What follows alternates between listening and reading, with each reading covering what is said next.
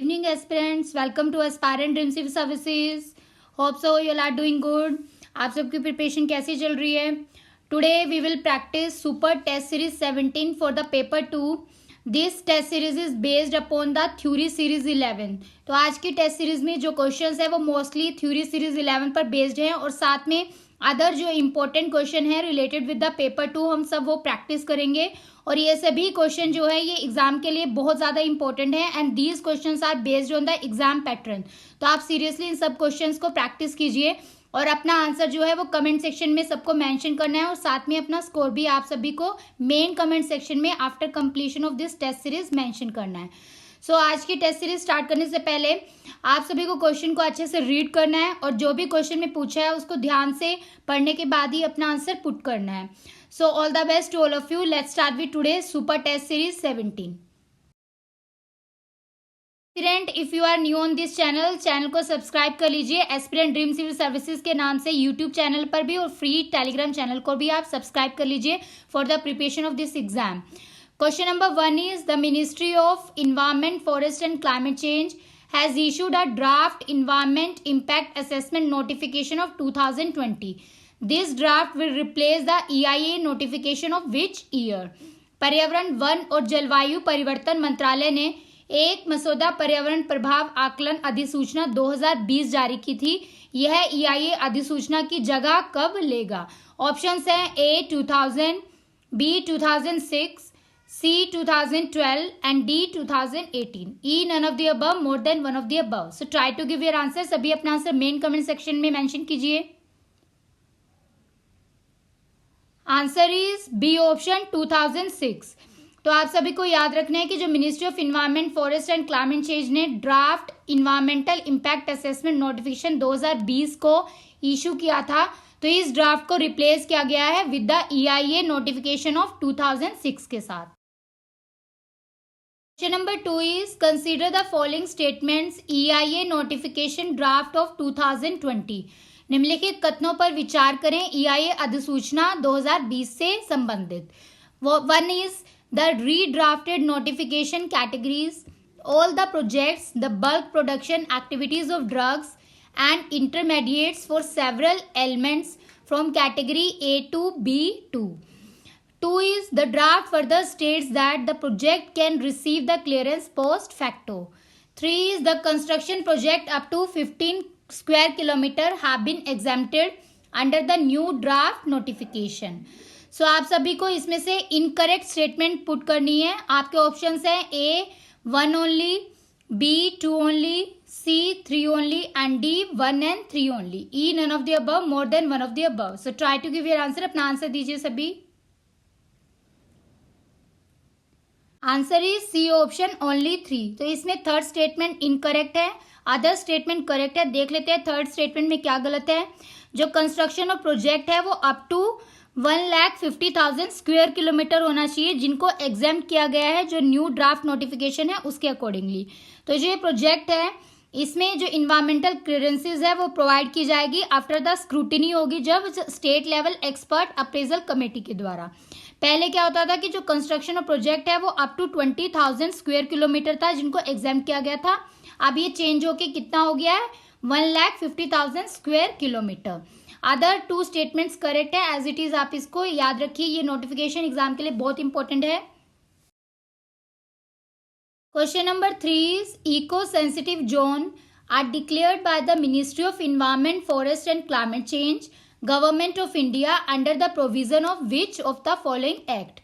पर्यावरण, वन और जलवायु परिवर्तन मंत्रालय भारत सरकार द्वारा पारिस्थितिक संवेदनशील क्षेत्र घोषित किया जाता है कौन से प्रावधान के तहत? ऑप्शन है आपके A forest act of 1927, B Water Prevention and Control of Pollution Act was enacted in 1974. C. Air Prevention and Control of Pollution Act of 1981. D. Environment Protection Act of 1986. E. None of the above, more than one of the above. So try to give your answer. अपना answer main comment section में दीजिए सभी। Answer is D option. So इसका right answer हो जाएगा environment protection act of 1986। तो ये acts बहुत इंपॉर्टेंट है, इसको हमने थ्योरी सीरीज में पूरा डिटेल में कवर किया है। अगर आपने वो थ्योरी सीरीज नहीं देखी है तो उसको आप कंप्लीट कर लीजिए।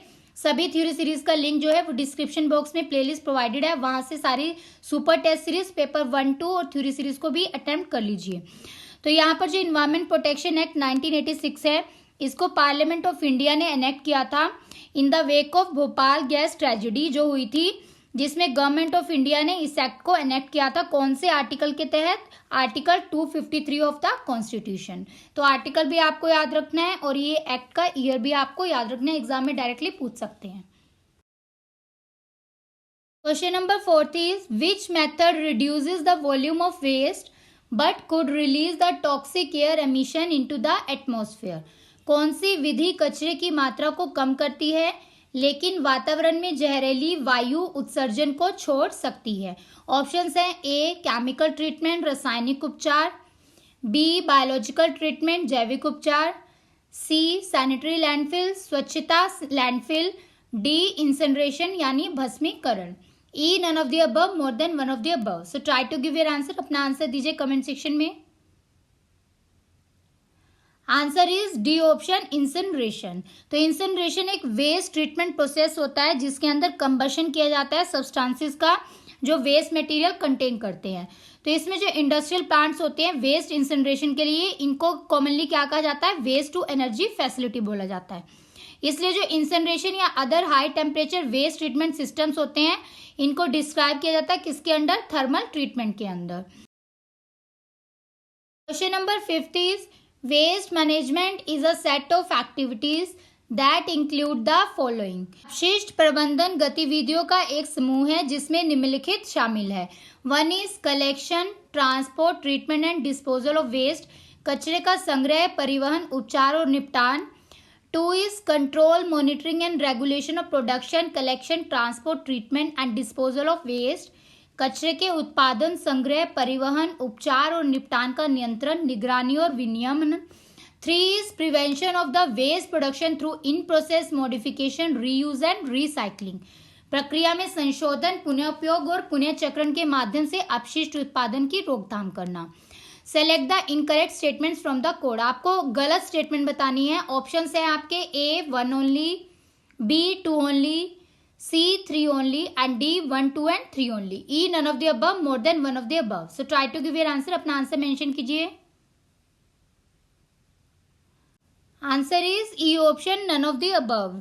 तो इसमें सभी स्टेटमेंट्स करेक्ट हैं। तो जो वेस्ट मैनेजमेंट होता है ये एक सेट ऑफ एक्टिविटीज होता है जिसके अंदर कलेक्शन किया जाता है वेस्ट का, उसको ट्रीटमेंट करते हैं, ट्रांसपोर्ट करते हैं, डिस्पोजल करते हैं और साथ में कंट्रोल और मॉनिटरिंग रेगुलेशन भी होता है वेस्ट का। तो फॉर मोर डिटेल आप थ्योरी सीरीज को जरूर देखिए, वहां पर सारा अच्छे से एक्सप्लेन किया गया है बोथ लैंग्वेजेस में, हिंदी और इंग्लिश में। Question number 6 is as per the CRZ coastal regulation zone 2011 notification which of the following activities is permitted. CRDO तटीय विनियमन क्षेत्र 2011 अधिसूचना के अनुसार निम्नलिखित में से किस गतिविधि की अनुमति है? 1 is clear procedure for obtaining the CRZ approval with timelines have been stipulated along with post clearance monitoring and enforcement mechanism. मंजूरी के बाद की निगरानी और परिवर्तन तंत्र के साथ साथ समय सीमा के साथ CRDZ अनुमोदन प्राप्त करने के लिए स्पष्ट प्रक्रियाएं निर्धारित करता है। Second is water area up to 2 nautical mile in the sea and entire water area of tidal water body such as creek, river, estuary etcetera would now be included in the CRZ area without imposing any restriction of fishing activities। तो समुद्र में जो 2 समुद्री मील तक का जल क्षेत्र है और एक ज्वरे जल निकाय का संपूर्ण जल क्षेत्र है जैसे नाला, नदी आदि, तो अब मछली पकड़ने की गतिविधियों पर कोई प्रतिबंध लगाए बिना CRZ क्षेत्रों में शामिल किया जाएगा। Third is the concept of coastal zone management plan to be prepared with the fullest involvement and participation of local community has been introduce. स्थानीय समुदायों की पूर्ण भागीदारी और भागीदारी के साथ तैयार की जाने वाली तटीय क्षेत्र प्रबंधन योजना की अवधारणा शुरू की गई है। Select the incorrect statement from the code. तो इसमें से आपको इनकरेक्ट स्टेटमेंट मेंशन करनी है कमेंट सेक्शन में। आपके ऑप्शन है A 1 only, B 2 only, C 3 only and D 1, 2 and 3 only. E none of the above, more than one of the above. So try to give your answer. अपना answer mention कीजिए. Question को ध्यान से read करना है. इतनी बड़ी statement इसलिए प्रोवाइड की जाती है सो दैट आपका इससे रिलेटेड सभी इंपॉर्टेंट डाटा क्वेश्चन के थ्रू कवर हो जाए. Answer is B option 2 only. तो यहाँ पर सेकंड स्टेटमेंट गलत है, अदर स्टेटमेंट करेक्ट है. सेकंड स्टेटमेंट में देखते हैं क्या गलत है. वाटर एरिया जो है वो अप टू होना चाहिए 12 नॉटिकल माइल. तो 2 नॉटिकल माइल की जगह पे आ जाएगा 12 नॉटिकल माइल इन द सी, जहां पर एंटायर वाटर एरिया जो है टाइडल वाटर बॉडी का जैसे कि क्रीक, रिवर, एस्चुरी मेंशन होता है और ये इंक्लूडेड है किसके अंदर, CRZ के अंदर. तो यहाँ पर बिना कोई रिस्ट्रिक्शन पोज किए फिशिंग एक्टिविटीज कैरी आउट की जा सकती हैं. अदर स्टेटमेंट इस नोटिफिकेशन के अकॉर्डिंग करेक्ट है, उसको आप ध्यान रखना है, एग्जाम के लिए बहुत जरूरी है ये CRZ notification. Question number 7 is which one of the following pair of biomedical waste and treatment disposal is not correctly match. जैव चिकित्सा अपशिष्ट और उपचार निपटान का निम्नलिखित में से कौन सा युग्म सही सुमेलित नहीं है. Options are A human tissues, deep burial मानव उत्तक गहरा दफन, B catheters microwave mutilation, C solid plaster cast incineration, D scalpels autoclaving and E none of the above, more than one of the above. So try to give your answer. अपना answer दीजिए comment section में. Answer is E option none of the above. तो इसमें सभी pairs correct हैं. जो biomedical waste और treatment disposal है ये इससे रिलेटेड पूरा थ्योरी सीरीज में हमने कवर किया है. ह्यूमन टिश्यूज है उसके बायोमेडिकल वेस्ट जो होता है इससे रिलेटेड उसको ट्रीटमेंट या डिस्पोजल करते हैं डीप ब्यूरियल में. जो कैथेटर्स होते हैं उसको माइक्रोवेव मल्टीलिएशन के थ्रू ट्रीटमेंट किया जाता है. जो सॉलिड प्लास्टर कास्ट होते हैं इंसिनरेशन के थ्रू इसको ट्रीटमेंट देते हैं और जो स्काल्पेल्स होते हैं ऑटोक्लेविंग के थ्रू देते हैं. तो ये करेक्ट मैच है सभी, इसको आपको एग्जाम के लिए ध्यान रखना है. Question number 8, an organisation implementing an EMS under ISO 14001 should be environmental target in order to achieve environmental objectives within a specified time frame. The target should be which of the following. एक निर्दिष्ट समय सीमा के भीतर पर्यावरणीय उद्देश्यों को प्राप्त करने के लिए ISO 14001 के तहत EMI को लागू करने वाला एक संगठन पर्यावरणीय लक्ष्य होना चाहिए. वह लक्ष्य क्या है. A measurable and specific, B related to financial aspect, C generic in nature and D implemented on a trial basis. E none of the above, more than one of the above. So try to give your answer. अपना answer mention कीजिए comment section में. Answer है A option measurable and specific. तो इसमें मापने योग्य और विशिष्ट जो है ये एक टारगेट है किसका, अचीव करने के लिए environmental objective within a specified time frame के लिए. Question number 9 is which of the following is a major photochemical oxidant. निम्नलिखित में से कौन एक प्रमुख प्रकाश रासायनिक ऑक्सीकारक है. 1 ozone, 2 hydrogen peroxide, 3 peroxy acetyl nitrate, 4 aldehyde and 5th is peroxy benzoyl nitrate. Select the correct statement from the given code. तो आपको इसमें से करेक्ट कोड बताना है. A 1, 2 and 3 only, B 2, 3 and 4 only, C 3, 4 and 5 only and D 1, 2, 3, 4 and 5. E none of the above, more than one of the above. So try to give your answer. अपना answer mention कीजिए. Answer है इसमें ए option 1, 2 and 3 only. तो जो photochemical oxidants होते हैं ये secondary air pollutants होते हैं जो फॉर्म किए जाते हैं by the action of sunlight on the nitrogen oxide और साथ में रिएक्टिव जो हाइड्रोकार्बन्स होते हैं उनके साथ ये रिएक्शन करके फॉर्म किए जाते हैं. तो इसमें जो मोस्ट इंपॉर्टेंट फाइटोटॉक्सिक कंपोनेंट्स होते हैं ये प्रोड्यूस किए जाते हैं by these atmospheric photochemical reaction, जैसे कि ओजोन हो गया, पेरोक्सी एसिटाइल नाइट्रेट हो गए या फिर फोटोकेमिकल ऑक्सीडेंट्स हो गए. इसमें ओजोन आपको ध्यान रखना है, हाइड्रोजन पेरोक्साइड और पेरोक्सो एसिटाइल नाइट्रेट. तो ये 3 इसमें इंक्लूडेड है, इसलिए आंसर हो जाएगा A option 1, 2 and 3 only.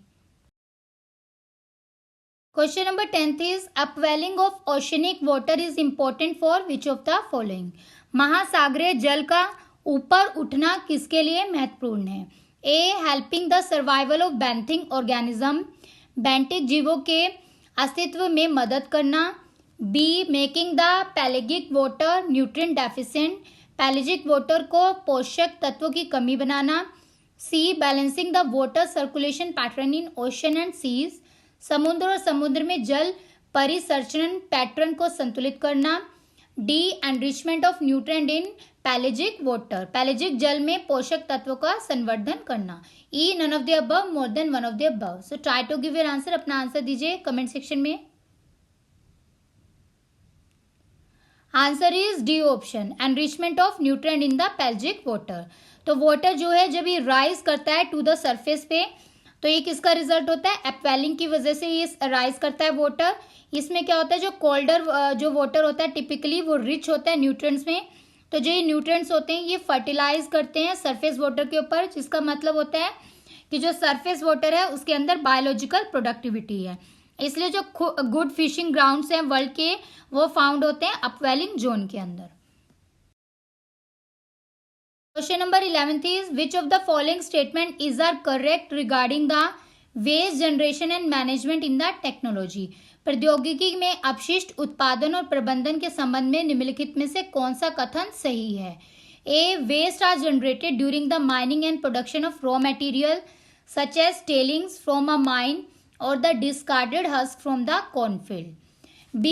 After the raw material have been mined, harvested, otherwise procured, less water are generated during the subsequent steps of processes that generate the goods for the consumption by the society from these raw material. C is consequently society is searching for the improved method of waste management and way to increase the amount of waste that need to be landfill. D all of the above. E none of the above, more than one of the above. So try to give your answer, अपना answer mention कीजिए comment section में। Answer is A option. तो इसमें ए statement सही है। जो waste generate किया जाता है माइनिंग या प्रोडक्शन ऑफ रॉ मटेरियल से, जैसे कि टेलिंग्स फ्रॉम द माइन या discarded husk from the cornfield, तो इनको waste generation and management technology के अंदर कंसीडर किया जाता है। इसलिए जो कच्चे माल के खनन या उत्पादन के दौरान जो अपशिष्ट उत्पन्न होता है, जैसे कि खदान से अवशेष या फिर मकई के खेत में से फेंकी हुई भूसी, तो वो वेस्ट जनरेशन और मैनेजमेंट टेक्नोलॉजी के अंडर मेंशन है। तो ये आपको याद रखना है, ये पूरा थ्योरी सीरीज में एक्सप्लेन किया। अगर कोई भी डाउट हो तो आप थ्योरी सीरीज को देख सकते हैं। Question number 12 is arrange the following in the correct sequence technological society and resulting waste generation. निम्नलिखित को सही क्रम में व्यवस्थित करें, जैसे कि तकनीकी समाज और परिणामी अपशिष्ट उत्पादन। ऑप्शंस हैं आपके A raw material, manufacturing, consumer product use and final disposal, कच्चा माल, विनिर्माण, उपभोक्ता उत्पादन का उपयोग या फिर अंतिम निपटान। बी है raw material, consumer product use, manufacturing and final disposal. C is manufacturing, consumer producer use, raw material and final disposal. D final disposal, consumer product use, manufacturing and raw material. E none of the above, more than one of the above. So try to give your answer, अपना answer mention कीजिए। Right sequence जो है जो आपको याद रखना है वो है ए ऑप्शन, रॉ मटेरियल यानी कच्चा माल, उसके बाद मैन्युफैक्चरिंग होती है, विनिर्माण किया जाता है, देन कंज्यूमर प्रोडक्ट यूज के पास प्रोडक्ट जो है कंज्यूमर के पास जाता है यूज के लिए, और फिर लास्ट में फाइनल डिस्पोजल किया जाता है। Question number 13 is which one of the following pair of sources and types of solid waste is correctly matched? ठोस कचरे के स्रोत और प्रकार के निम्नलिखित युग्मों में से कौन सा सही सुमेलित है? A residential food waste, B commercial plastic metal waste, C institutional paper hazardous waste and D industrial glass metal waste. E none of the above, more than one of the above. So try to give your answer, अपना answer mention कीजिए। Right answer is E option, more than one of the above. तो इसमें सभी sources और types of solid waste correctly match हैं। आपको exam के लिए ध्यान रखना है, डायरेक्टली ऐसे पूछ सकते हैं एग्जाम में। Question number 14 which of the following major issue must be not considered in discussing the management of the solid waste. ठोस कचरे के प्रबंधन पर चर्चा करते समय निम्नलिखित में से किस प्रमुख मुद्दे पर विचार नहीं किया जाना चाहिए? A decreasing the waste quantity, अपशिष्ट मात्रा में कमी।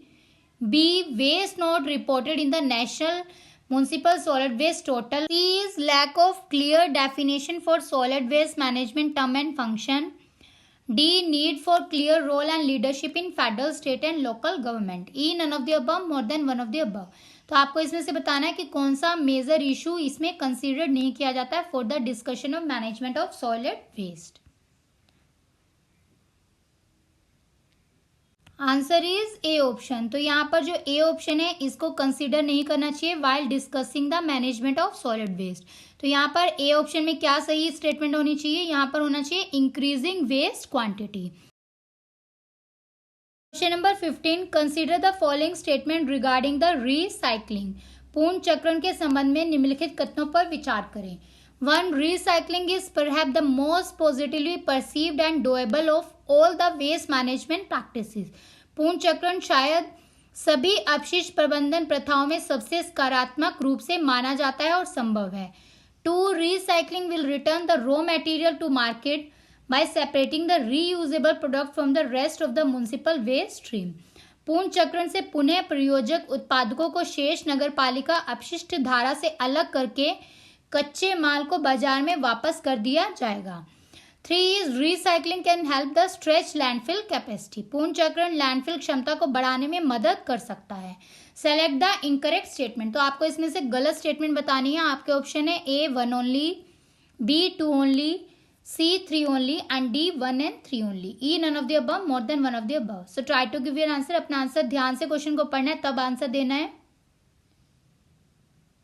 आंसर है E option, none of the above. तो इसमें सभी स्टेटमेंट रिसाइकलिंग के रिगार्डिंग करेक्ट हैं। एज इट इज आपको ये एग्जाम के लिए ध्यान रखनी है और इससे रिलेटेड थ्योरी सीरीज में पूरा अच्छे से मैंने कवर किया है। कोई भी डाउट होता है तो आप थ्योरी सीरीज को जरूर वॉच करें। Question number 16, consider the following statements regarding the compositing. खाद बनाने के संबंध में निम्नलिखित कथनों पर विचार करें। 1. Compositing is the artificial process of recycling organic matter such as leaf and food scrap into a valuable fertilizer that can enrich the soil and plants. खाद बनाना कार्बनिक पदार्थों जैसे पत्तियों और खाद स्क्रैप को एक मूल्यवान उर्वरक में पूर्ण चक्रित करने की कृत्रिम प्रक्रिया है जो मिट्टी और पौधों में समृद्ध कर सकता है। 2. Compost is a mixture of ingredient used to fertilize and improve the soil. 3. It is commonly prepared by decomposing the plant and food waste and recycling of the organic material. इसमें से आपको इनकरेक्ट स्टेटमेंट चूज करनी है। Select the incorrect statement from the given code. Options हैं A 1 only, B 2 only, C 3 only and D 1 and 3 only. E none of the above, more than one of the above. So try to give your answer. ध्यान से question पढ़िए और answer दीजिए। Answer है इसमें A option, only 1। तो इसमें 1 statement जो है वो इनकरेक्ट है। तो फर्स्ट स्टेटमेंट में देखते हैं क्या गलत है। जो कंपोजिटिंग है ये एक आर्टिफिशियल प्रोसेस नहीं होती है, ये एक नेचुरल प्रोसेस होती है। तो आर्टिफिशियल की जगह आ जाएगा natural process of recycling of organic matter. Other statement compositing से रिलेटेड एज इट इज आपको ध्यान रखनी है। ये पूरा हमने अच्छे से डिस्कस भी किया है, क्वेश्चन में भी पूरा डिटेल रहता है। उसके बाद अगर कोई भी डाउट रहता है तो आप थ्योरी सीरीज को जरूर देखिए, वहां पर मैं पूरा हिंदी और इंग्लिश में एक्सप्लेन करती हूँ सारे कॉन्सेप्ट को। Question number 17, which of the following statement is are not correct regarding the combustion that is waste to energy. तो आपको अपशिष्ट दहन की ऊर्जा के संबंध में निम्नलिखित में से कौन सा कथन सही नहीं है ये बताना है। A, combustion facilities are attractive because they do one thing very well and they reduce the volume of waste dramatically up to 9-fold. दहन सुविधाएं आकर्षक हैं क्योंकि वह एक काम बहुत अच्छी तरह से करती हैं और वे कचरे की मात्रा को 9 गुना तक कम कर देती हैं। B is combustion facility can also recover the useful energy either in the form of steam or in the form of electricity. दहन सुविधाएं भाप के रूप में या बिजली के रूप में उपयोगी ऊर्जा को भी पुनः प्राप्त कर सकती हैं। C, combustion are the one form of waste management that nobody wants but everybody needs. दहन सुविधाएं प्रबंधन का एक रूप है जो कोई नहीं चाहता लेकिन सभी को चाहिए। D, incineration technology is complete combustion of waste, municipal solid waste या फिर refuse derived fuel with the recovery of heat to produce a steam, in turn produces the power through steam turbine. ये option is none of the above, more than one of the above. So सभी aspirant अपना answer comment section में mention कीजिए। Answer is C option. तो यहाँ पर सी statement गलत है। ध्यान से देखते हैं कि सी स्टेटमेंट में क्या गलत है। जो ये सी स्टेटमेंट है, it is related with the land filling. तो लैंड फिलिंग में क्या होता है, it is the one form of waste management होता है, जिसमें कोई भी नहीं चाहता है, बट एवरीबडी नीड्स कि लैंड फिलिंग से डिस्पोजल करे, बट हर कोई नहीं चाहता है कि वो लैंड फिलिंग की प्रोसेस को, टेक्निक को फॉलो करे, बट लास्ट में लैंड फिलिंग ही जो है सभी डिस्पोजल टेक्निक के बाद एक लास्ट ऑप्शन बचता है, इसलिए ये फॉलो करना पड़ता है। तो ये क्या आ जाएगा, कंबशन की जगह आ जाएगा लैंड फिलिंग। अदर ऑप्शन जो है वो करेक्ट है रिगार्डिंग विद कंबशन को बोलते हैं वेस्ट टू एनर्जी। तो अदर ऑप्शंस को आप अच्छे से ध्यान रखिएगा, ये पूरा थ्योरी सीरीज में मैंने एक्सप्लेन किया, अगर आपने देखा होगा तो जरूरत नहीं है दोबारा से एक्सप्लेन करने की।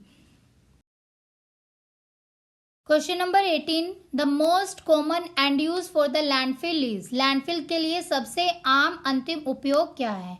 ए golf courses, B nature park, C walking और biking, D fields and E none of the above, more than one of the above. So try to give your answer, very important question, answer दीजिए सभी। Answer is E option, more than one of the above. तो जो most common end use होता है landfill के लिए, developing करना होता है land for the recreational use, जिसके एग्जाम्पल क्या है, गोल्फ कोर्स को रिक्रिएट करना होता है, या फिर नेचर पार्क को, फील्ड्स को, वॉकिंग या बाइकिंग ट्रेल्स को फॉर द पब्लिक यूजेस।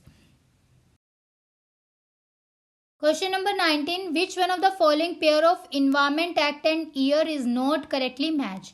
पर्यावरण अधिनियम और वर्ष के निम्नलिखित युगों में से कौन सा सही सुमेलित नहीं है?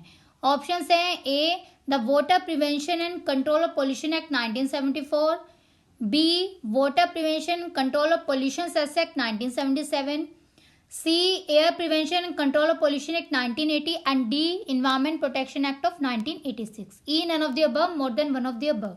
सो जिसने भी अच्छे से थ्योरी सीरीज को कंप्लीट सुना है, ये थ्योरी सीरीज में मैंने पूरा डिटेल में इन एक्ट को कवर किया था, तो वो इसका आंसर करेक्ट देंगे। Try to give your answer in the comment section. Answer है सी ऑप्शन। तो इसमें जो air prevention and control of pollution act है, ये 1981 आएगा 80 की जगह, तो ये सी ऑप्शन गलत हो जाएगा।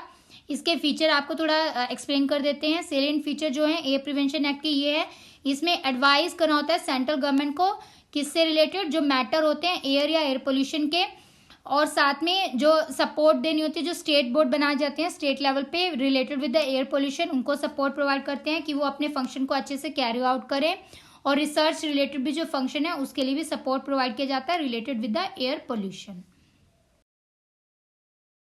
Question number 20, which one of the following is the site for the ex situ method of conservation of flora. निम्नलिखित में से कौन सा स्थल वनस्पतियों के संरक्षण की एक्स सीटू विधि का स्थल है? ऑप्शंस हैं, A botanical garden, B national park, C wildlife sanctuary and D is biosphere reserve. E none of the above, more than one of the above. So try to give your answer, अपना answer comment section में mention कीजिए। Answer है इसका A option, botanical garden. तो botanical garden, zoo या फिर aquarium, ये most conventional method है एक्स सीटू कंजर्वेशन की। तो यहाँ पर जो वनस्पति है उनका संरक्षण एक्स सीटू विधि के स्थल के द्वारा किया जाता है। ये भी बहुत इंपॉर्टेंट एग्जाम में आ सकता है डायरेक्टली। फ्रेंड, आपको क्वेश्चंस कैसे लग रहे हैं? अपना फीडबैक मेन कमेंट सेक्शन में आप मेंशन नहीं करते, तो आप सभी को हमें सपोर्ट करने के लिए, हमें मोटिवेट करने के लिए अपना फीडबैक मेंशन करना जरूरी है मेन कमेंट सेक्शन में after completion of this super test series. Question number 21, which of the following given is are correct for the data that is red data book publish by the international union for conservation of nature and natural resources. तो international union for conservation nature and natural resources द्वारा प्रकाशित red data book में से कौन सा कथन सही है? A endemic plant and animal species present in the biodiversity hotspot, B threaten plant and animal species, संकटग्रस्त पौधे या फिर पशु प्रजातियां, C protected site for conservation of nature and natural resources in various country, विभिन्न देशों में प्रकृति और प्राकृतिक संस्थानों के संरक्षण के लिए संरक्षित स्थल, D all of the above, E none of the above, more than one of the above. So try to give your answer, अपना आंसर कमेंट सेक्शन में सभी दीजिए। Answer is B option. जो threaten plant and animal species हैं, these are given under the red book data publish by the IUCN। तो सबसे पहले आपको याद रखना है इस बुक को पब्लिश कौन करता है, और जो इसके अंदर थ्रेटन प्लांट और एनिमल स्पीशीज है उससे रिलेटेड डाटा दिया गया है। तो ये जो IUCN ऑर्गेनाइजेशन है ये वर्क करती है फॉर द नेचर कंजर्वेशन और सस्टेनेबल यूज जो होता है नेचुरल रिसोर्सेज का, उसके लिए। तो इसके अंदर जो डाटा गैदरिंग का काम होता है वो इन्वॉल्व है और ये एनालिसिस भी करती है डाटा की इससे रिलेटेड, और साथ में रिसर्च, फील्ड प्रोजेक्ट या फिर इससे रिलेटेड एडवोकेसी या फिर एजुकेशन भी प्रोवाइड करती है। Question number 22, which of the following add the carbon dioxide to the carbon cycle on the planet earth. निम्नलिखित में से कौन पृथ्वी ग्रह पर कार्बन चक्र में कार्बन डाइऑक्साइड जोड़ता है? A volcanic action, B respiration, C decay of organic matter and D all of the above. E none of the above, more than one of the above. So try to give your answer, अपना answer mention कीजिए। Answer है D option, all of the above.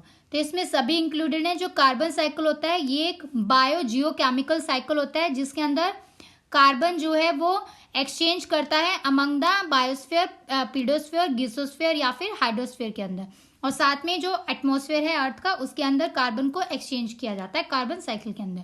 तो carbon जो होता है इसका main component होता है ये बायोलॉजिकल कंपाउंड्स का, और साथ में जो मेजर कंपोनेंट होते हैं मैनी मिनरल्स जैसे कि लाइमस्टोन वगैरह वो भी इसके अंदर इंक्लूडेड होते हैं।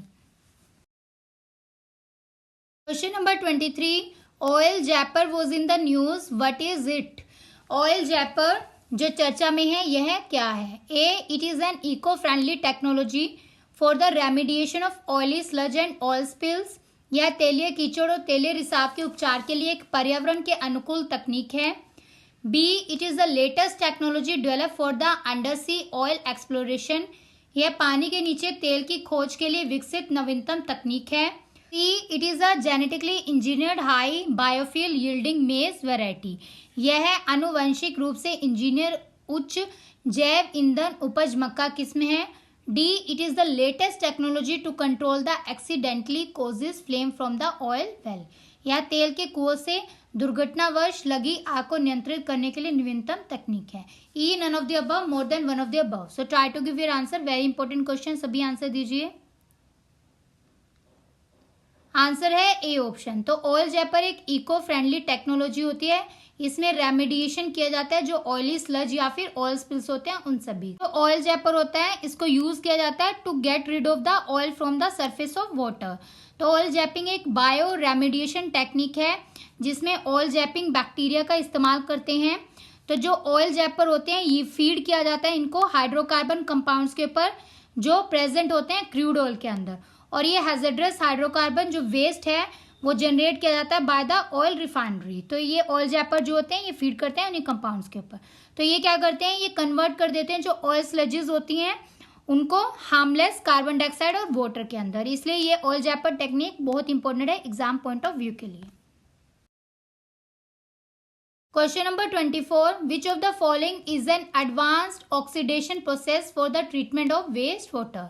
निम्नलिखित में से कौन अपशिष्ट जल के उपचार के लिए एक उन्नत ऑक्सीकरण प्रक्रिया है? A photo Fenton process, B UV H2O2 process, C photocatalytic TiO2 process and D all of the above. E none of the above, more than one of the above. So try to give your answer, अपना answer दीजिए comment section में। Answer is D option, all of the above. तो advance oxidation processes जो है जिसको AOP भी बोला जाता है, ये ब्रॉड सेंस में क्या है, ये केमिकल ट्रीटमेंट प्रोसीजर का सेट होता है जिसको डिजाइन किया जाता है रिमूव करने के लिए ऑर्गेनिक और साथ साथ इनऑर्गेनिक मटेरियल्स को भी वाटर के अंदर से। और इसमें जो वेस्ट वाटर होता है उसमें ट्रीटमेंट किया जाता है by the oxidation through the reaction. तो इसमें जो रिएक्शन होता है वो किसके साथ होता है, हाइड्रोक्सिल रेडिकल्स जैसे कि OH रेडिकल्स के साथ। Question number 25. Advanced oxidation process are the pillar of environmental remediation. Science today and involve the wastewater treatment techniques such as. उन्नत ऑक्सीकरण प्रक्रिया आज पर्यावरण उपचार विज्ञान के स्तंभ है। इसमें अपशिष्ट जल उपचार तकनीकी शामिल है जैसे कि A. Fenton, B. Ozonation, C. Ultraviolet photo catalyst and D. photocatalysis. E none of the above, more than one of the above. So try to give your answer, अपना आंसर दीजिए। Answer is E option, more than one of the above. जो advance oxidation process होती है ये pillar होते हैं environmental remediation science के जो आज के टाइम में यूज होते हैं, और इसको इन्वॉल्व किया जाता है वेस्ट वाटर ट्रीटमेंट टेक्निक के लिए जिसमें फैंटन, ओजोनेशन, सोनोलाइसिस या फिर फोटोकैटालाइसिस या फिर अल्ट्रावायोलेट फोटोकैटालाइसिस का प्रोसेस का यूज किया जाता है। और इसमें वेट एयर ऑक्सीडेशन प्रोसेसेस भी होती हैं। तो जो ये AOPs होते हैं ये कंप्लीट डिग्रेडेशन कर देते हैं वेरियस कैटेगरीज ऑफ पोल्यूटेंट्स का। So this is very important for the exam. Friends 25 questions are completed. Hope so आप सबको क्वेश्चन पसंद आ रहे होंगे। आप सभी क्वेश्चन को जो भी इंफॉर्मेशन होती है इसमें एक्सप्लेनेशन में प्रोवाइड कर रही हूँ वो भी बहुत ज़्यादा इंपॉर्टेंट है, तो आप सभी उसको ध्यान से सुनिएगा और साथ साथ उसको याद भी करते रहिए, सभी चीज़ों को माइंड में बिठाते रहिए सो दैट आपको एग्जाम तक सारी चीज़ें रिमेंबर रहें। Question number 26 is using the remote sensing for the height measurement of tree which microwave band is most suitable. पेड़ों की ऊंचाई मापने के लिए रिमोट सेंसिंग का उपयोग करते हुए कौन सी माइक्रोवेव बैंड सबसे उपयुक्त है? AX, BD, CL and DS. E none of the above, more than one of the above. So try to give your answer. अपना आंसर मेंशन कीजिए। Answer is C option L band. तो L band एक institute है electrical and electronic engineer designation का। ये किसके लिए होता है? For the range of frequency in the radio spectrum जो है from 1 to 2 gigahertz. Question number 27 which one of the following pair of microwave band is not correctly matched. Microwave band के निम्नलिखित युग्म में कौन सा सही सुमेलित नहीं है? A. L band is used for the radar, satellite communication and wireless computer network. L band जो है उसका उपयोग रडार, उपग्रह संचार या फिर वायरलेस कंप्यूटर नेटवर्क के लिए किया जाता है। B. S band is used by the airport surveillance radar for the air traffic control. हवाई यातायात नियंत्रण के लिए हवाई अड्डा निगरानी रडार द्वारा S band का उपयोग किया जाता है। C. Q band used for the satellite communication, direct broadcast satellite television. D. C-band satellite antenna are used frequently in the area of world where signal can become degraded due to heavy rain या फिर other intense climate related condition. E. None of the above, more than one of the above. So try to give your answer. अपना answer ध्यान से दीजिए। Answer is A option. तो इसमें A option incorrect है। यहाँ पर एल बैंड की जगह एक्स बैंड आ जाएगा। तो एक्स बैंड जो होता है वो यूज किया जाता है for the radar, satellite communication और वायरलेस कंप्यूटर नेटवर्क के लिए। अदर ऑप्शन करेक्ट है। तो ये सभी बैंड के लिए आपको ध्यान रखना है ये कौन सा बैंड कहाँ पर यूज होता है। Question number 28 in addition to their role in the ozone depletion chlorofluorocarbon play a role in the global warming by which of the following. Ozone रिक्तीकरण में अपनी भूमिका के अलावा CFCs ग्लोबल वार्मिंग में एक भूमिका कैसे निभाते हैं? A. Absorbing the terrestrial radiation, स्थलीय विकिरण को अवशोषित करके। B. Blocking the UVB radiation on the earth. C option is absorbing the solar radiation. D. Reducing the albedo of the earth surface. E. None of the above, more than one of the above. So try to give your answer. अपना answer comment section में mention कीजिए। Answer है A option by absorbing the terrestrial radiation. Question number 29 outgoing the infrared radiation from the earth surface also called as terrestrial radiation is selectively absorbed by the certain molecule particularly which type of the following. पृथ्वी की सतह से outgoing infrared विकिरण कुछ अणुओं द्वारा चुनिंदा रूप से अवशोषित किया जाता है, विशेष रूप में वह किस प्रकार का है? A. Water vapour and carbon dioxide. B. Methane and oxygen. C. Nitrogen and carbon dioxide and D. Water vapour and oxygen. E. None of the above, more than one of the above. So सभी अपना answer comment section में mention कीजिए। Answer is A option water vapour and carbon dioxide. Come to question number 30 The sun's visible wavelength of radiation pass easily through the atmosphere and reach the earth. Approximately how much percentage of this sunlight is absorbed at the earth's surface by the land, water and vegetation? सूर्य की दृश्य तरंग दैर्घ्य विकिरण आसानी से वायुमंडल से होकर पृथ्वी पर पहुंच जाती है। इस सूर्य के प्रकाश का लगभग कितना प्रतिशत पृथ्वी की सतह पर भूमि, जल, वनस्पति द्वारा अवशोषित किया जाता है? Options are A. 10%, B. 31%, C. 51% and D. 81%. E. none of the above, more than one of the above. So try to give your answer. अपना आंसर कमेंट सेक्शन में दीजिए। Answer is C option 51%। तो इसमें जो सन visible wavelength होती है, radiation इसमें पास करती है इजिली थ्रू द एटमॉस्फेयर और ये अर्थ के पास रीच करती है। अप्रोक्सीमेटली जो 51% ऑफ सनलाइट है ये ऑब्जर्व की जाती है अर्थ सरफेस पे बाय द लैंड, वाटर और वेजिटेशन के थ्रू। एस्पिरेंट कुछ स्टूडेंट्स की क्वेरी थी कि मैम हम केमिस्ट्री बैकग्राउंड से हैं, तो पेपर 2 तो सबके लिए सिमिलर है, सिलेबस सबका सेम है, तो आपको थ्योरी सीरीज को अच्छे से देखना है। साथ में जो पेपर 1 के लिए अदर स्ट्रीम्स के कैंडिडेट हैं उन सब के लिए भी पेपर एक ही रहेगा। तो आप सभी को एक जो पेपर जिस तरह का एग्जाम पैटर्न रहेगा हम वैसे ही क्वेश्चन प्रोवाइड करते हैं। तो आप सभी सुपर टेस्ट सीरीज पेपर 1 और पेपर 2 को सोल्व करते रहिए, बिकॉज एग्जाम में क्वेश्चन वहीं से आएंगे और उसी पैटर्न पे क्वेश्चन आपको एग्जाम में मिलेंगे। Question number 31 is which type of radiation has is emitted back from the earth surface in the form of energy। पृथ्वी की सतह से ऊर्जा के रूप में किस प्रकार का विकिरण वापस उत्सर्जित होता है। ऑप्शंस हैं A infrared radiation, B X ray radiation, C gamma radiation and D alpha radiation. E none of the above, more than one of the above. So try to give your answer, अपना answer mention कीजिए। Answer है A option infrared radiation. तो infrared radiation वो portion होता है electromagnetic spectrum का जो extend किया जाता है फ्रॉम द लॉन्ग वेवलेंथ या फिर रेड, और इसमें जो एंड होता है वो विजिबल लाइट रेंज में होता है टू द माइक्रोवेव रेंज के साथ। Question number 32, the interaction between the algae and fungus to form the lichen is called as. शैवाल और कवक के बीच लाइकन बनाने की प्रक्रिया क्या कहलाती है। A mutualism, B parasitism, C commensalism and D competition. E none of the above, more than one of the above. So try to give your answer, अपना आंसर कमेंट सेक्शन में मेंशन कीजिए।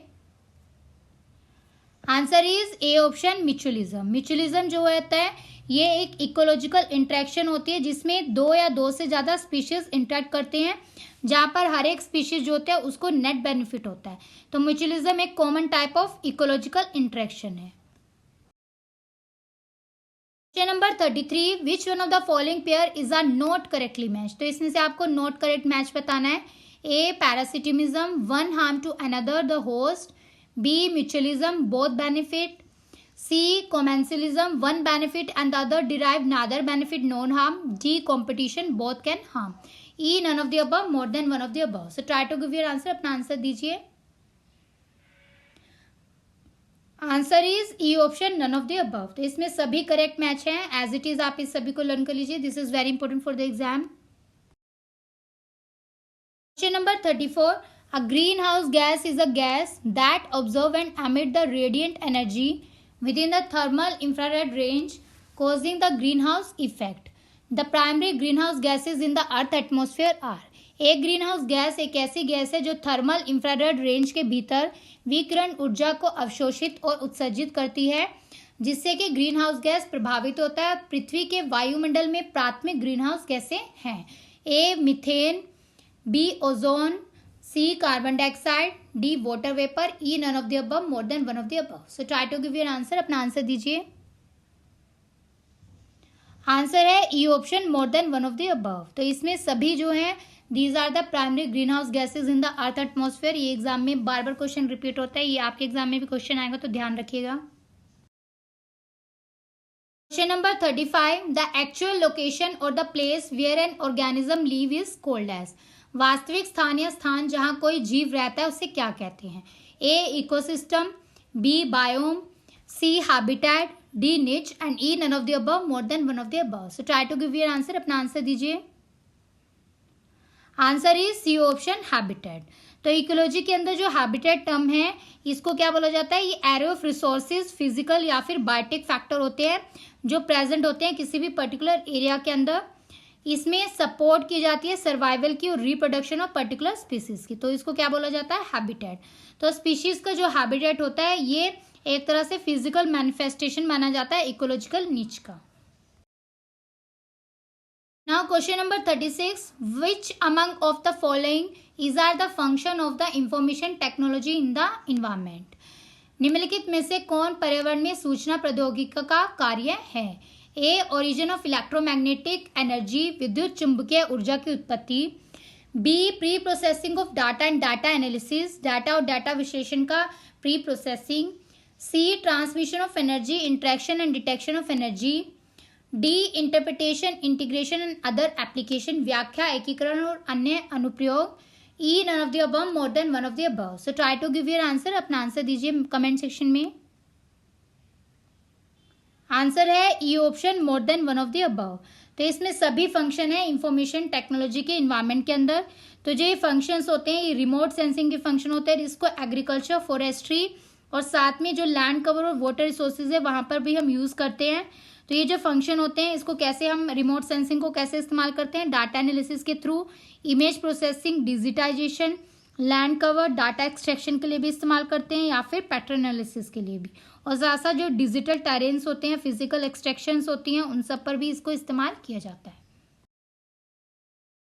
Number 37, what is the geographical information system?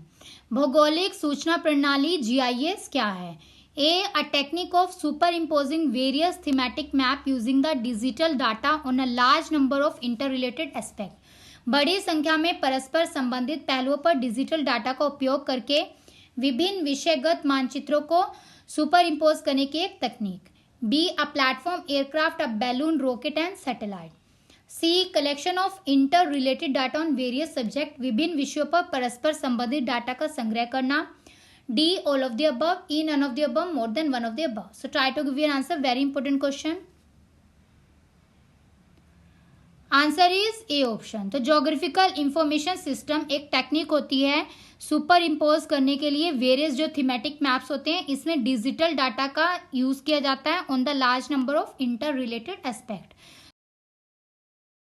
Number 38, what are the application of geographical information system? भौगोलिक सूचना प्रणाली के अनुप्रयोग क्या हैं? A thematic map are super imposed using the software. B interpretation of the polluted zone. C to check the unplanned growth and related environmental problems. D all of the above. E none of the above, more than one of the above. So try to give your answer, अपना answer comment section में mention कीजिए। Answer is E option, more than one of the above. तो ये सभी application है geographical information system की। ये एक टेक्निक होती है जिसमें हम इस्तेमाल कर सकते हैं एसेट मैनेजमेंट के लिए या फिर डेमोग्राफिक एनालिसिस के लिए। इसको इंजीनियरिंग में भी इस्तेमाल किया जाता है, मार्केटिंग में भी, कस्टमर सर्विसेज में भी, और साथ में जो कंप्लायंसेस, फाइनेंस है, रिस्क एनालिसिस है, लॉजिस्टिक है या फिर ऑपरेशन है, इन सभी जगह हम ज्योग्राफिकल इंफॉर्मेशन सिस्टम का इस्तेमाल करते हैं। Question number 39, what are the causes for the wasteland formation? बंजर भूमि के निर्माण के कारण क्या हैं? A soil erosion, deforestation, salinity and water logging, मिट्टी का क्षरण, वनों की कटाई, लवणता और जल जमाव। B less use of pesticide.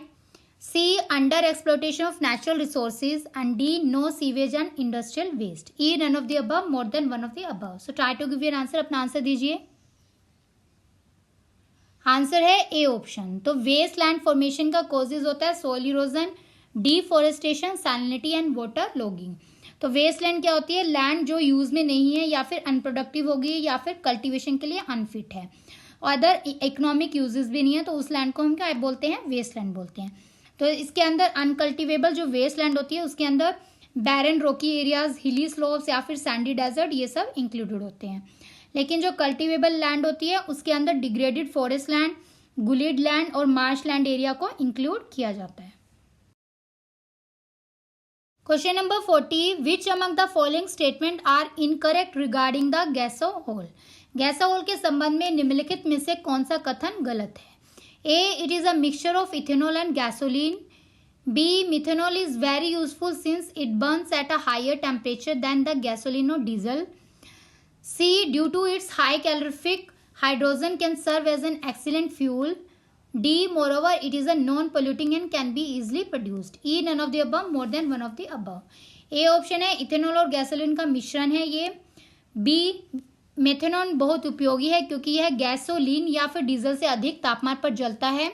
C अपने उच्च कैलोरी मान के कारण हाइड्रोजन एक उत्कृष्ट ईंधन के रूप में काम कर सकता है। इसके अलावा यह गैर प्रदूषणकारी या फिर आसानी से उत्पादित किया जाता है। So try to give your answer, very important question, अपना आंसर दीजिए। इनकरेक्ट बताना है आपको। आंसर है इसका बी ऑप्शन। तो इसमें बी गलत है। जो मिथेनॉल है ये वेरी यूजफुल है since it burns at a lower temperature. तो हायर टेम्परेचर की जगह क्या आ जाएगा, लोअर टेम्परेचर हो जाएगा। और जो गैसोहिल होता है, गैसोहिल एक कॉमन फ्यूल होता है जिसको ब्राजील, जिम्बाब्वे और अदर कंट्रीज के अंदर फॉर द कार और बसेस को रन करने के लिए यूज किया जाता है। इंडिया के अंदर अभी ये ट्रायल में है, गैसोहिल को कार और बसेस में यूज करने की ट्रायल चल रही है। तो ये बहुत इंपॉर्टेंट है एग्जाम पॉइंट ऑफ व्यू के लिए। Question number 41, which of the following statement are incorrect regarding the solid waste management? तो आपको निम्नलिखित में से गलत कथन बताना है। A, raw material reuses should be reduce, reuse of waste material should be reduce. कच्चे माल का पुनः उपयोग कम किया जाए, अपशिष्ट पदार्थों का पुनः उपयोग कम किया जाना चाहिए।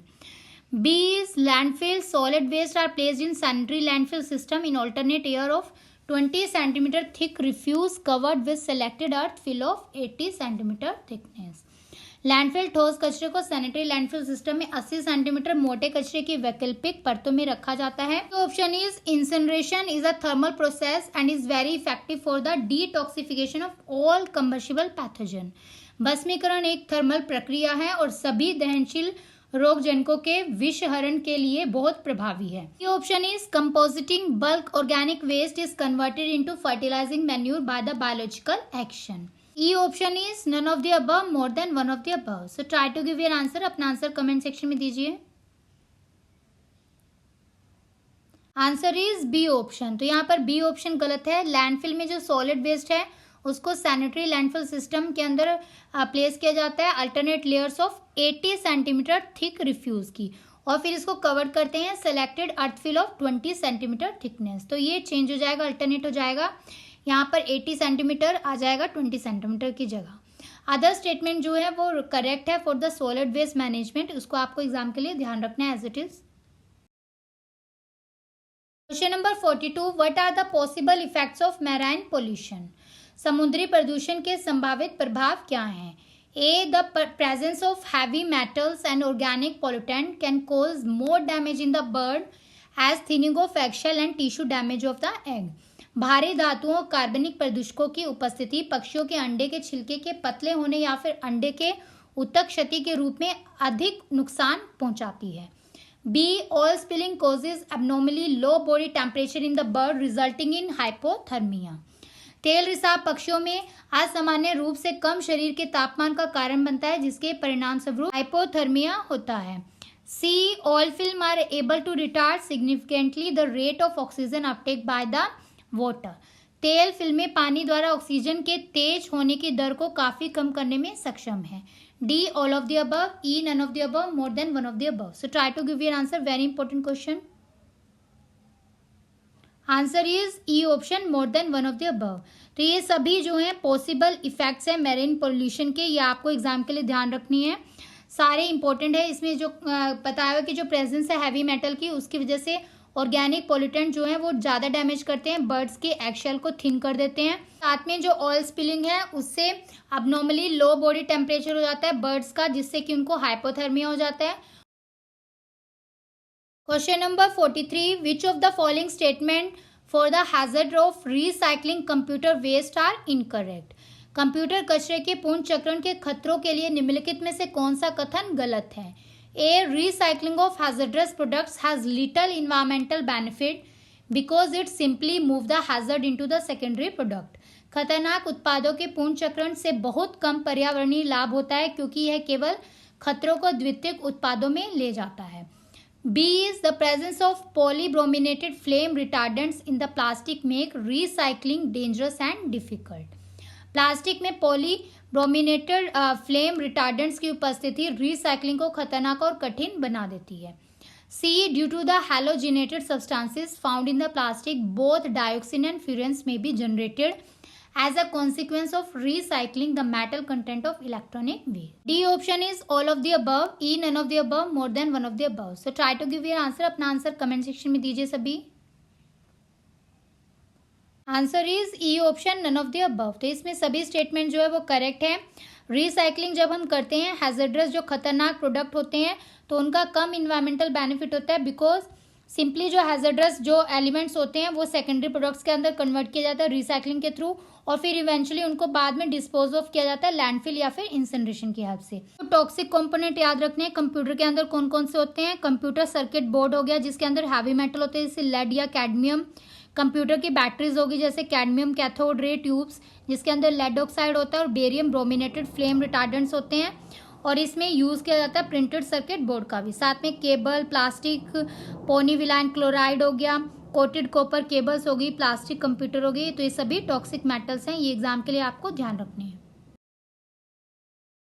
Question number 44, composting is one element of an integrated solid waste management strategy that can be applied to mix the municipal solid waste or to separately collected the leaves, yard waste या फिर food products. Arrange the 4 basic function of compositing in the correct order. तो आपको compositing के 4 जो main function है उसको correct order में arrange करना है। 1 is preparation, 2 decomposition, 3 post processing and 4 marketing. आपके ऑप्शंस हैं A 1 2 3 4, B 2 1 4 3, C 3 2 1 4 and D 4 2 3 1. E none of the above, more than one of the above. So try to give your answer. अपना answer दीजिए। Answer है A option. तो ये सभी correct sequence है basic function of compositing का। सबसे पहले प्रिपरेशन किया जाता है, तैयारी की जाती है कंपोस्टिंग की, फिर उसको डीकम्पोजिशन करते हैं, फिर बाद में पोस्ट प्रोसेसिंग होती है और लास्ट में मार्केटिंग किया जाता है। Question number 45. The organisms that are actively involved in compositing can be classified into 6 broad groups. Arrange that in the order of decreasing abundance of the groups. तो ये 6 groups को आपको इनके डिक्रीजिंग अबंडेंस के accordingly arrange करना है। 1 actinomycetes, 2 bacteria, 3 fungus, 4 protozoa and 5 worms, 6 some larva. आपके options हैं A 1 2 3 4, B 2 1 3 4, C 3 2 1 4 and D 4 2 3 1. E none of the above, more than one of the above. So आप सभी ध्यान से इसको पढ़िए, क्वेश्चन को फिर अरेंज कीजिए। Try to give your answer. Answer है इसका बी ऑप्शन। तो सबसे पहले बैक्टीरिया आएंगे, फिर एक्टिनोमाइसिड्स ग्रुप आएंगे, उसके बाद फंगी ग्रुप आते हैं, फिर प्रोटोजोआ, फिर वर्म्स और फिर some larva. Question number 46. Which among the following statement are correct regarding the pyrolysis and controlled air incineration? Pyrolysis और नियंत्रित वायु भस्मीकरण के संबंध में निम्नलिखित में से कौन सा कथन सही है? तो करेक्ट बताना है। A. Pyrolysis is the constructive distillation of solid carbonaceous material in the presence of heat and in the absence of stoichiometric oxygen. Pyrolysis गर्मी की उपस्थिति में और स्टाइकोमेट्रिक ऑक्सीजन की उपस्थिति में एक ठोस कार्बन युक्त सामग्री का रचनात्मक आस्वरण है। B. It is an endothermic reaction. Heat must be applied for the reaction to occur. C. A gas is produced containing methane, carbon monoxide and moisture. D. All of the above. E. None of the above, more than one of the above. So try to give your answer. अपना answer दीजिए सभी comment section में। Answer है इसका सी option. तो इसमें जो C option है it is correct regarding the pyrolysis and the control process. Other option जो है वो गलत है। देख लेते हैं पहले क्या गलत है। सबसे पहले जो ए ऑप्शन है, pyrolysis is a destructive distillation of solid carbonation. तो इसमें कंस्ट्रक्टिव की जगह क्या आ जाएगा, डिस्ट्रक्टिव डिस्टिलेशन होता है। Come to B option. B option में ये क्या होता है, एक्सोथर्मिक रिएक्शन होता है जिसमें हीट जो होती है वो अप्लाई करनी चाहिए for the reaction to occur. तो ये एक्सोथर्मिक रिएक्शन होती है। आइडियली जो एक पैरोलिटिक रिएक्शन होती है उसके अंदर सेलुलोज जो होता है C6H10O5 उसको हीट किया जाता है और वो कन्वर्ट हो जाता है। वो क्या प्रोड्यूस करता है, गैस प्रोड्यूस करता है, मीथेन और कार्बन डाइऑक्साइड और साथ में H2O और 3 कार्बन को। तो जो इसमें गैस होती है वो प्रोड्यूस होती है, उसके अंदर मीथेन और कार्बन मोनोऑक्साइड होता है और साथ में मॉइस्चर भी होता है। तो इसलिए जो कार्बन मोनोऑक्साइड मीथेन कंपोनेंट होते हैं ये कंबस्टिबल होते हैं और ये प्रोवाइड करते हैं heating value of this gas. Question number 47. The effectiveness of combustion is related to the combination of 3 factors, 3 T's within the furnace, which are these.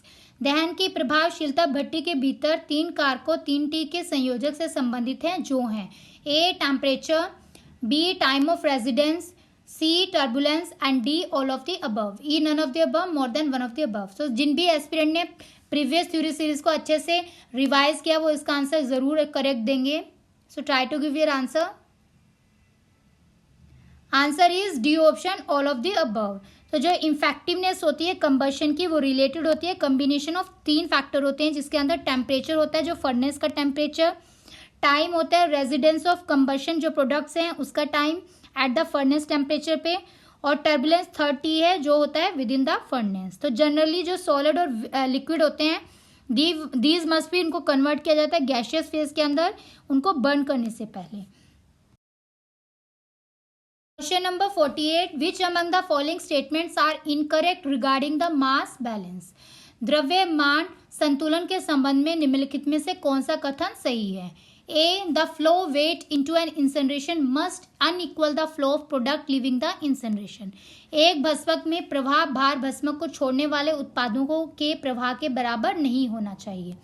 B. Input include the waste fuel, air including the humidity entered within the air and supplementary fuel. Input में अपशिष्ट ईंधन वायु हवा के भीतर नमी सहित और पूरक ईंधन शामिल है. C. The flow exiting the incineration include the moisture and dry gas in the exhaust as well as एश.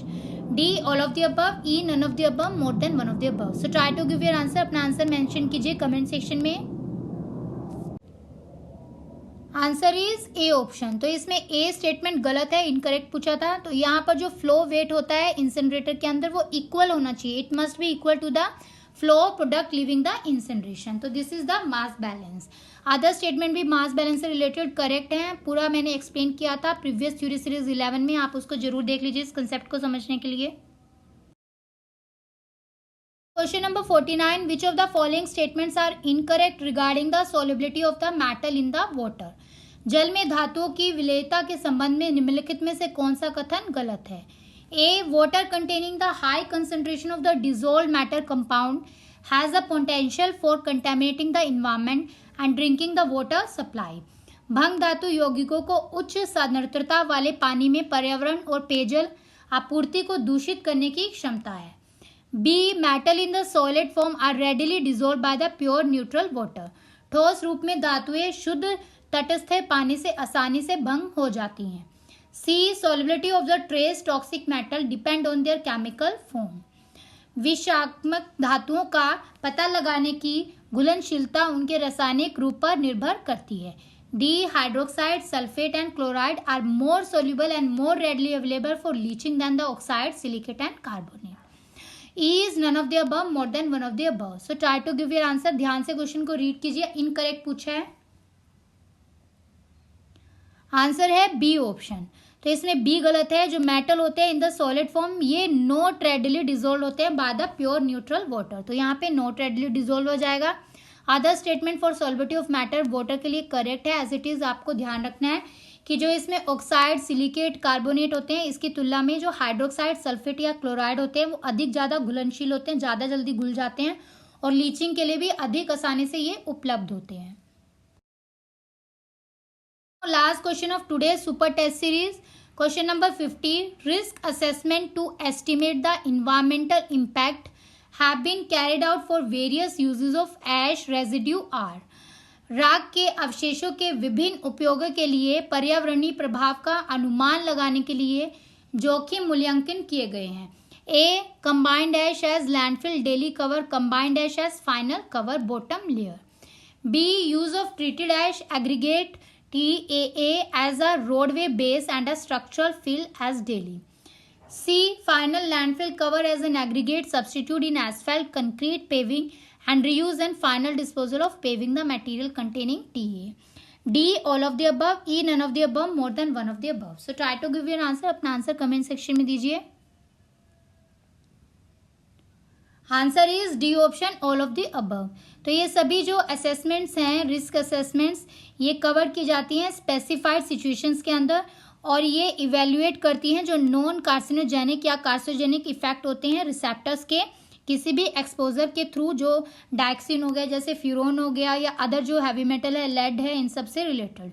तो इसमें जो की रिसेप्टर्स होते हैं उसके अंदर जो नियर बाय जो रेजिडेंट्स वर्कर्स होते हैं, एडल्ट्स होते हैं, चाइल्ड जो उस साइड पे जा रहे हैं तो उसको बहुत ध्यान रखना चाहिए कि वो वहाँ पर एक्सपोज नहीं होनी चाहिए. With this run of the fugitive dust या एलिमेंट जो वहाँ से रिलीज हो रहे हैं। तो उसके लिए रिस्क असेसमेंट किया जाता है to estimate the environmental impact of the various residues. Aspirant, this is all about today's super test series 17 for the paper 2। Hope so आप सबने क्वेश्चन अच्छे से सॉल्व किया होगा, अटेम्प्ट किया होगा, और आपके कितने क्वेश्चन करेक्ट हुए हैं। आप सभी सीरियस कैंडिडेट अपना कमेंट सेक्शन में अपना स्कोर मेंशन करते रहिए, सो दैट हमें पता चलते रहे कि आपकी परफॉर्मेंस कैसी चल रही है, और साथ में आप अच्छे से सभी सुपर टेस्ट सीरीज को सोल्व कर पा रहे हैं और नहीं कर पा रहे हैं। तो इसलिए जो सभी थ्योरी सीरीज और सुपर टेस्ट सीरीज है उनको सोल्व करना बहुत ज़रूरी है, बिकॉज एग्ज़ाम के लिए कम टाइम है। एज मैंने ऑलरेडी आपको बताया कि एग्ज़ाम की एक्सपेक्टेड डेट कब होगी, तो उसके लिए आपको अभी से प्रिपरेशन करनी होगी। तो सभी थ्योरी सीरीज को आप इकट्ठा मत कीजिए, जैसे ही आपको समय मिलता है, टाइम मिलता है, आप सभी सुपर टेस्ट सीरीज को, थ्योरी सीरीज को देखिए। वीडियो को ही देखना ज़रूरी है, बिकॉज वीडियो से आपको ज़्यादा बेनिफिट मिलेगा। यहाँ पर पूरी एक्सप्लेनेशन रहती है और हिंदी इंग्लिश में सारे आपको स्लाइड्स हम प्रोवाइड करते हैं with full clarity of the concept. तो उसके अलावा भी अगर आपको कोई डाउट रहता है तो आप मेन कमेंट सेक्शन में पुट कीजिए। लाइव टेस्ट में आकर सभी सुपर टेस्ट सीरीज को सॉल्व कीजिए, बिकॉज बाद में आप एक साथ इकट्ठे इतने क्वेश्चन को अटेम्प्ट नहीं कर पाते होगे। आप जो है यहाँ पर अच्छे से सभी क्वेश्चन को अटेम्प्ट कर सकते हैं और आपकी पूरी एक्सप्लेनेशन भी यहाँ पर कवर हो जाती है साथ के साथ। एस्पिरेंट्स, फॉर नेक्स्ट क्लास के लिए आपका जो होमवर्क है, आपको सभी थ्योरी सीरीज को रिवाइज करना है, सुपर टेस्ट सीरीज को अटेम्प्ट करना है। पेपर 1 और पेपर 2 के लिए कंबाइंड सीरीज हमने प्रोवाइड की है। पहले जो थ्योरी सीरीज होती है उसके बाद हम पेपर 2 की सीरीज प्रोवाइड करते हो, फिर पेपर 1 की करते हैं। तो आपको उसी ऑर्डर में उसको देखना है, और साथ में आपको टेलीग्राम चैनल पर जितना भी हमने डाटा अभी तक प्रोवाइड किया है सब रिवाइज करना है नेक्स्ट क्लास के लिए। ये आपका होमवर्क है। आप सभी जो सीरियस कैंडिडेट है, इसको अगर आपको एग्जाम को क्रैक करना है तो हम जैसे आपको बोल रहे हैं आप ऐसे से प्रिपरेशन करते रहिए, और साथ साथ आप सभी वीडियोस को भी अच्छे से ध्यान से देखते रहिए और सॉल्व करते रहिए। फ्रेंड्स, आप हमें ऐसे ही मोटिवेट करते रहिए, सपोर्ट करते रहिए, और अपने फीडबैक मेन कमेंट सेक्शन में देते रहिए, सो दैट हम आपको और अच्छी वीडियोस प्रोवाइड करते रहें। और ज़्यादा से ज़्यादा इन वीडियोस को शेयर कीजिए अपने फ्रेंड्स और ग्रुप्स के साथ, सो दैट वो इस चैनल से एक राइट गाइडेंस और अच्छी प्रिपरेशन कर सके फ्री ऑफ कॉस्ट। सो मिलते हैं न्यू वीडियोस के साथ जल्दी। Thanks for watching and your support. जय हिंद।